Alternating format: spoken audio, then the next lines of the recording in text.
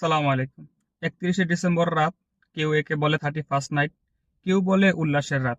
কিন্তু আপনি কি জানেন, এই উল্লাসের শব্দে কাঁদে কত নবজাতক শিশু, এই আতশবাজির আগুনে পুড়ে ছাই হয়ে যায় কত পাখির বাসা, এই ধোঁয়ায় দম বন্ধ হয়ে আসে কত অসুস্থ মানুষের।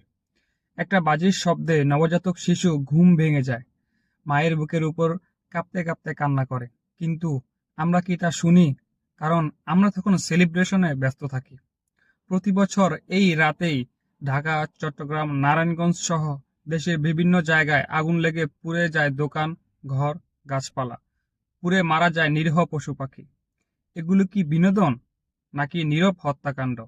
ইসলাম আমাদেরকে কি শিখিয়েছে? ইসলাম শিখিয়েছে অন্যকে কষ্ট দিয়ে আনন্দ করা কখনো মুসলমানদের কালচার নয়। আল্লাহ বলেন, পৃথিবীতে তোমরা ফিতনা সৃষ্টি করো না। তাহলে বলুন, এই শব্দ দূষণ, আগুন, ভয়, আতঙ্ক, এগুলো কি ফিতনা নয়? আজ এই রাত আসুক তওবা দিয়ে, দোয়া দিয়ে, নিজেকে শুদ্ধ করার রাত হয়ে। চলুন, বাজি না ফুটিয়ে আল্লাহর কাছে হাত তুলে দোয়া করি এবং নতুন বছর শুরু করি।